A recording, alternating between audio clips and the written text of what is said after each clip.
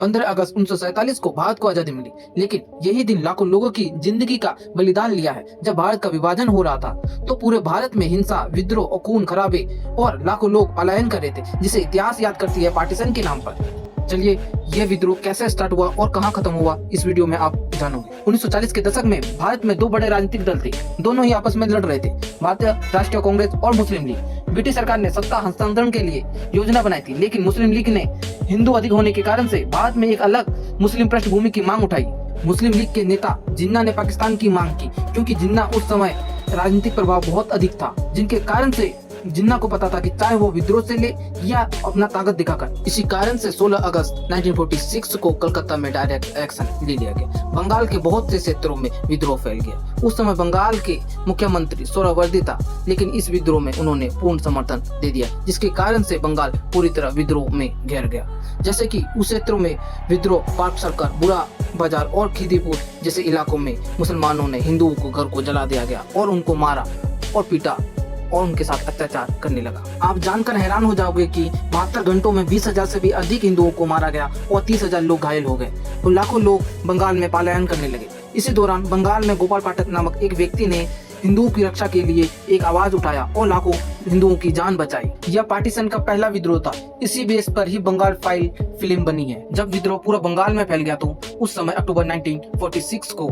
नोआली east Bengal में मुस्लिम league ने स्थानीय नेताओं ने हिंदुओं के गांव को निशाना बनाकर उनके ऊपर हमला कर दिया गया और हजारों लोगों की जान चली गई और महिलाओं पर हमला करके उनके घर को जला दिया गया और महिलाओं को टारगेट कर उनके ऊपर अत्याचार करने लगे। उस समय गांधी जी चाहते थे कि यह विद्रोह रुक जाए, परंतु अकेले ही गांव-गांव जाकर शांतिपूर्ण यात्रा करने लगे और लेकिन यह विद्रोह नहीं रुक पाया, क्योंकि जिन्ना का अधिक राजनीतिक दबाव होने के कारण से यह विद्रोह को और तेजी से फैल गया। जब बिहार के लोगों को पता चला कि बंगाल में नौखाली क्षेत्रों में मुसलमानों के नेताओं ने हिंदुओं पर हमला कर दिया गया, इसी का बदला लेने के लिए नवंबर 1940 को बिहार के लोगों ने मुसलमानों पर हमला कर दिया गया और लाखों मुसलमानों को मार दिया गया। यह विद्रोह एक्शन और रिएक्शन का एक रूप बन चुका था। जब पूरा विद्रोह पूरे भारत में फैल गया तो 1947 में विभाजन की घोषणा के बाद पंजाब में सबसे ज्यादा नरसंहार हुआ है, क्योंकि पंजाब के बहुत सारे क्षेत्रों में मुसलमानों ने सिखों पर हमला कर दिया। क्योंकि विभाजन के बाद बहुत से क्षेत्र पाकिस्तान में चला गया था, लेकिन इन क्षेत्रों में सिखों की संख्या बहुत अधिक होने के कारण से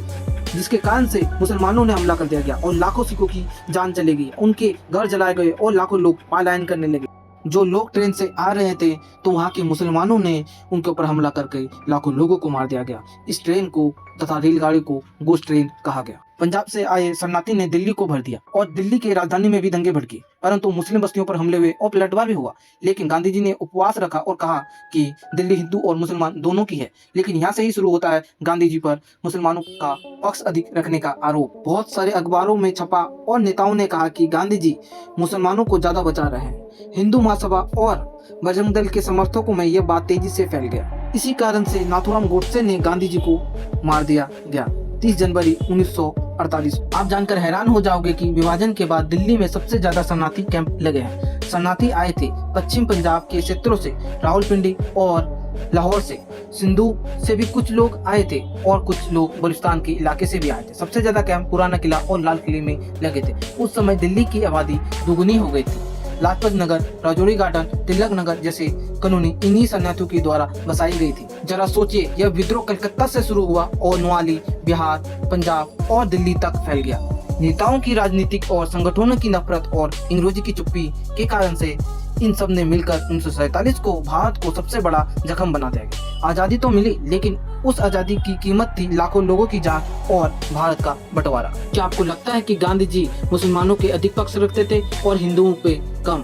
क्या यह विद्रोह गांधी जी रोक सकते थे उपवास और शांति करके? क्या इसमें गांधी जी की कोई राजनीतिक चाल तो नहीं है? आप अपने विचार कमेंट बॉक्स में बताइए।